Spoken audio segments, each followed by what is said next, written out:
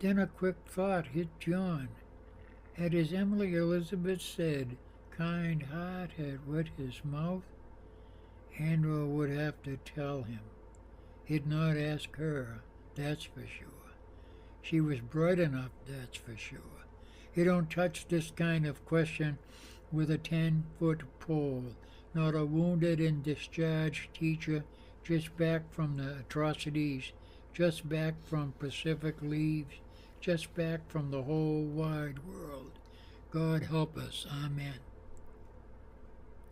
Then at length, near the end of the class, they had agreed on all the possibilities, had selected one as best saying what had to be said. Music had been loosed for them, by them. He hoped it would carry to the next time they'd meet. The bell rang. Flagler grabbed his briefcase and was first out of the room, surprisingly athletic.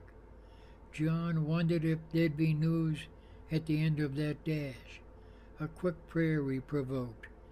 Emily Elizabeth, at the far side of the classroom, put her hand on the windowsill, knew the silky touch of the sun, and took it with her to her next class. John could feel the energy of a select metaphor loose itself at the back of her mind. Today, tonight, tomorrow, there'd be a new verse, an image, and a degree of temperature freshly new. On that, he could count. At the old library, Andrew's name was set in stone. John had seen it set in stone earlier in Ireland, and in South Hadley in New York, in San Francisco when the fleet had come to rest at the vast silence out there. Nobody would have believed him, setting foot on terra firma USA for the first time in 3 years, the rush all around him, and the voice of Andrew saying, "Come with me. There are old friends waiting." The voice seemed to call at him from stone. It came from the library he was walking past. A gift of Andrew Carnegie, read the small plaque set beside the door. He had been overpowered by the voice. Behind him lay the once violent sea, and Connaughton's voice remaining as if a tape had been set on replay. The war was gone, but not completely, and not forever. The ring of it ever sounding, the kamikaze at Kwajalein, a sailor stunned and still. I keep hearing a voice, sir, I think not mine, but his. Connaughton locked up in his small asides. John subsequently had spent the whole day in the library. Andrew was right.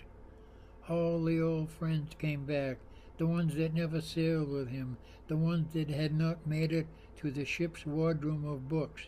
He reveled in old friends, in newness. Andrew's voice had gone silent after that first summons. It did not come back until a late afternoon 2 years later. Planning a special class, John had retreated to his usual corner of the old Saugus library.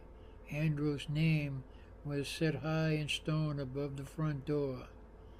"I am here, John," he heard. "This is where I've always wanted to be, and with best friends." John was not startled when he heard the known voice, but he looked around the room. Everybody else was intent on their own tastes, their own pleasures. No one looked up at him. No one looked for the speaker. It was then he knew he alone heard Andrew's voice, that for some reason he had been selected. "It's not for what you have done, John. It's for what you are going to do. Your whole life will be given over to friends of ours.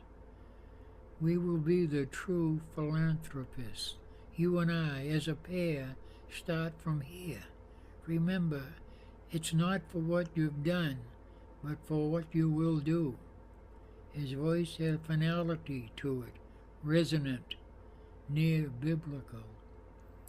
Now, on the high ledge by his house, more than half a century later, the air crisp, the pond's face as blue as slate, he went back to the day a week later than the remembered classroom scene. Flagler's seat was empty. The half-flag misery had been lifted. Dawson Flagler, Marine fighter pilot, had been found on a small Pacific island less than 100 yards long. Providence had put it in the way of his long swim. For alone and long months he had survived. Harrison Flagler, in response, had never come back to school, inserting himself illegally into military service, a promise kept. John had not seen or heard of him in all the intervening years. Emily Elizabeth had moved some months later when her father had been transferred to a newer work assignment in Iowa. And in all the years between, he had not seen or heard from her. Then, late in the year of 1999, he and other former students of his set out to compile a book about their town. It took 2 years of love and energy to retain much of what was being lost of their town. They put together a marvelous collection of nostalgia and recall, borrowed $60,000 to get the book printed, 10 eager citizens and themselves signing the note for the loan. More than 100 people contributed text and graphic materials. The 2,000 copies sold out in a matter of months. Copies went off to 47 states, 7 countries, 5 continents, and 3 territories. The loan was paid off in short order. Now, on this day, 2 pieces of the morning's mail were in his hands. One was a thick letter with a bold return address, Lieutenant General Harrison Flagler, United States Marine Corps, retired, New South Wales. Shaking slightly, memories leaping again, nostalgia at an onslaught, John folded the thick letter carefully and tucked it into his back pocket. In the heated pool where his fish cavorted, one of the golden guppies broke water. From the high limb of a near tree a bird answered. His dog Danny barked a welcome. Connaughton, still at sea, came on a breath of air. I shall sail that September sea. The other package